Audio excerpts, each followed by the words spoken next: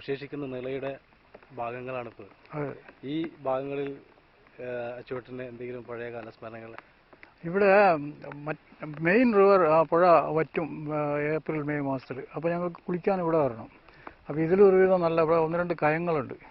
ഇവിടെ വളരെ അപകടം പിടിച്ച സ്ഥലങ്ങളാണ്. അപ്പോൾ ഞങ്ങൾ വന്നിട്ട് ഇവിടെ എല്ലാവരും കുളിക്കാൻ, പിന്നെ ജല സർക്കസുകൾ ഞങ്ങൾ തോണി എടുത്തിട്ട്, ആരുടെയും തോണി ഉണ്ടാവും, അതെടുത്തിട്ട് അക്കരയും കരയും പോകും.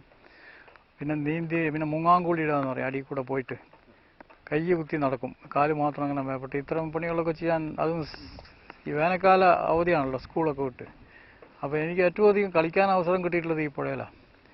ഒരിക്കലും ഞാൻ ഒരു സന്ധ്യയ്ക്ക് ഞാനും എൻ്റെ അച്ഛൻ്റെ മരുമകനും കൂടി കുളിക്കാൻ വന്നിട്ട് അവന് നീന്താൻ പറ്റാതെ പകുതിക്ക് വെച്ച് വളരെ അപകടം പിടിച്ചൊരു ഇതിൽ താഴാൻ പോയി. എന്നിട്ട് ഞാൻ കുറേ കൂടെ മെലിഞ്ഞതായതുകൊണ്ട് നീന്തിപ്പോയിട്ട് തലയുടെ പിൻഭാഗം പിടിച്ച് അവിടെ ആ ഒരു പാറയുടെ മുകളിൽ പിടിച്ചു നിർത്തിയത് ഓർമ്മയുണ്ട്.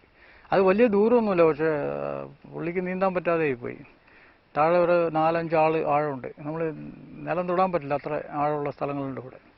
ഇപ്പോഴും ഇവിടെ നല്ല വെള്ളമുണ്ട്. ഈ ഒഴുക്ക് പുറത്ത് ശാന്തമാണെന്നുണ്ടെങ്കിലും ഉള്ളിൽ വളരെയധികം അടിയൊഴുക്കുകളുണ്ട്. പിന്നെ കഴിഞ്ഞ കൊല്ലം ഞാൻ ആ കുന്നിൻ്റെ മുകളിൽ പോയി ഭാരതപ്പുഴ കാണാൻ വേണ്ടിയിട്ട് ഞങ്ങൾ കാറെടുത്ത് പോയി. അപ്പോൾ തെക്കുന്ന് അത് ഒഴുകി വരും. പക്ഷേ നമ്മൾ വിചാരിച്ചത്ര സൗന്ദര്യമില്ല, ചെറിയൊരു ഏരിയ ആയിട്ട് തോന്നും, ഒരു കായൽ പോലെ. ഇവിടുന്ന് ആ കുന്ന് കാണാൻ ഭംഗിയുണ്ട്. പക്ഷെ ഭാരതപ്പുഴയുടെ വളരെ കേടുവരാതെ ഉള്ള ഒരു ഭാഗം ഇത് മാത്രമേ. ഇനി കീഴെ പോയാൽ കാട് പിടിച്ച് കുറ്റിപ്പുറമൊക്കെ തിരൂർ റോഡിലൊക്കെ വളരെ പേടിപ്പെടുത്തുന്ന ചതുപ്പുകളൊക്കെ ഉണ്ടായിട്ടുണ്ട്. ഇതിങ്ങനെ മെയിൻറ്റെയിൻ ചെയ്താൽ മതി, മണലെടുക്കാതെ.